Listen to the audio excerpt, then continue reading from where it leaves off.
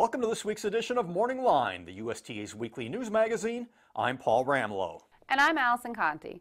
Last week we saw big performances from the stars of the sophomore pacing class once again, with the top 5 finishers from the North America Cup all qualifying for the final of the Max Hempt Memorial this Saturday at the Downs at Mohegan Sun Pocono. It will be one of 4 major stakes on the Sun Saturday card in PA.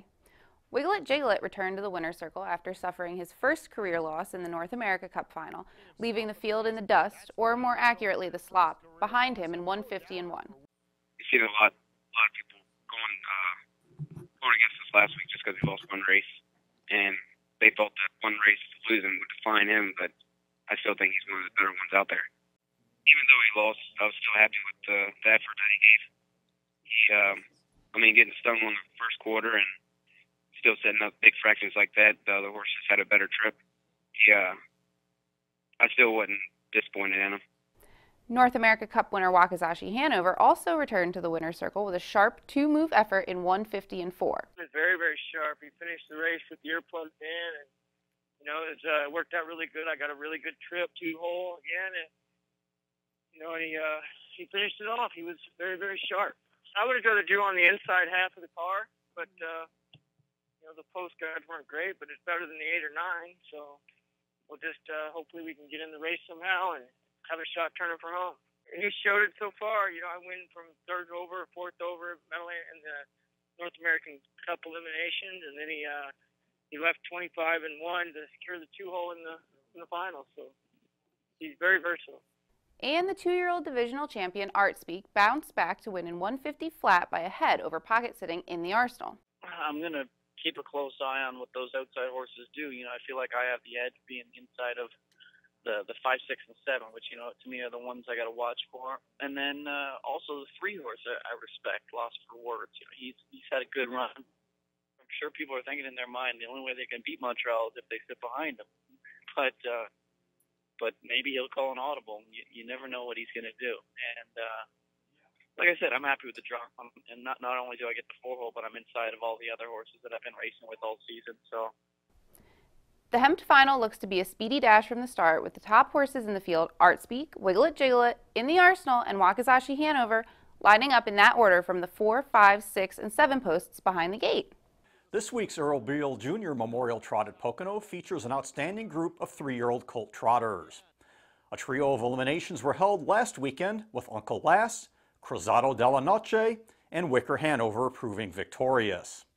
Also in the Beal field is 2014 Dan Patch divisional champ Pinkman, who was just caught late while second to Wicker Hanover in his elimination.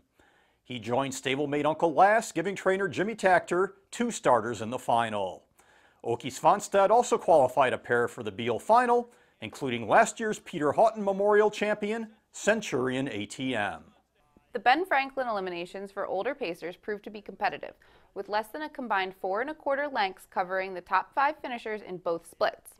Luck Be With You went wire to wire in the first to win over Vegas Vacation in 150 flat, while State Treasurer defied the speed bias from post 9, swooping the other division from last to first to win in 150 and 3. He'll look to be in a better spot in the final, drawing post 4, and Luck Be With You drawing the outside post 9. With 2014 Horse of the Year J.K. She's a Lady failing to qualify for the Lynch final for 3-year-old pacing fillies, this race looks to be a wide-open affair. All 3 eliminations went in 151 and 3, so there's no looking to time to help sort the top contenders. In the post draw, Steve Elliott's Stacia Hanover will start from post 3, Virgil Morgan's Mama's Got a Gun shook post 6, and Chris Ryder's The Show Returns will have to start from the outermost spot in the 9-horse field. Also likely to draw attention are Sassa Hanover, hard used and finishing second to The Show Returns, and Better Be Steppin', second to Stacia Hanover and drawing the rail here. With the Big Sun Stakes coming up, a name noticeably missing from the driver's list is the legendary Ron Pierce. We were lucky enough to catch up with him at the North America Cup, where he was enjoying the big night from the sidelines. I'm going to let my body tell me when to come back, just like the trainers let the horses tell them how to bring them along. I had the greatest time up there as a fan and enjoyed all the racing. It was just a different perspective for me because I'm used to being out on the track. 4th of July weekend means Grand Circuit racing at historic track in Goshen. The Grand Circuit weekend begins Thursday with New York Fair Stake races, then continues Friday with New York Sire Stakes action. There will be landmark stakes on Saturday, followed by Hall of Fame Day on Sunday. The slate for that Hall of Fame race brings together a who's who of harness racing talent. John Campbell, David Miller, Bill O'Donnell, Dick Stillings, Jimmy Takter, Wally Hennessy, and Ron Waples will all compete that day. Goshen Historic Track is located at 44 Park Place in Goshen. Admission is $5 for adults and includes a program, while children are admitted free. For more information, go to GoshenHistoricTrack.com. Then on Sunday night, the annual Hall of Fame induction ceremonies will take place at the Harness Racing Museum. Joe Thompson will receive the sport's highest honor as he will enter the Living Hall of Fame. Our USTA Morning Line crew will be in Goshen to cover that unforgettable evening. This week's tweet of the week comes from Gray Stable Racing, our youngest owner checking out the competition at Scarborough Downs. Hashtag love harness, hashtag standardbred love, hashtag start 'em young. Looks like he's hooked for life. And with all of the action this weekend at Pocono, our question of the week should come as no surprise. All of the stakes and invitational races look to be ultra competitive, so we want to know, which of the Sun Stakes Saturday races are you looking most forward to? Let us know on Facebook and Twitter using @USTrotting, and you could win some USTA swag. In this week's edition of Paul's Paddock Picks, I'll take a look at the Beal Memorial at the Downs at Mohegan Sun Pocono. Although he did not win his elimination last week, I still think Jimmy Takter's Pink Man is the horse to beat in the Beal final. He led for most of the mile in his elimination, only to be caught at the wire by Wicker Hanover in a mile timed in 1:54.1 over a sloppy track. He had won his previous 3 starts this year, all in PA Sire Stakes races. Pink Man has the rail this week for driver Yannick Gingras. Jimmy Takter's other trainee, Uncle Lass, is unbeaten in 4 starts this year, including a lifetime best 151.4 in a PA Sire Stakes race at the Meadows.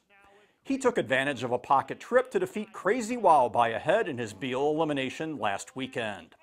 I think Uncle Lass will make it a Takter sweep here. He starts from post 4 with Brett Miller in the bike. And for show, I'm going to go with the rapidly improving Wicker Hanover. The Noel Daly trainee rallied from far back at the 3/4 pole to defeat Pink Man in their elimination. He looks like he will have to execute a similar trip here, as he will score from post 6 for driver Andrew McCarthy. So in the Beal, I'm going with Pink Man to win, Uncle Lass to place, and Wicker Hanover to show. That'll do it for this week's edition of Morning Line. Thanks for joining us, and tune in next week for all your behind-the-scenes harness racing action, including a look at the Meadowlands Pace eliminations at the Meadowlands Racetrack. We'll see you next week on the Morning Line.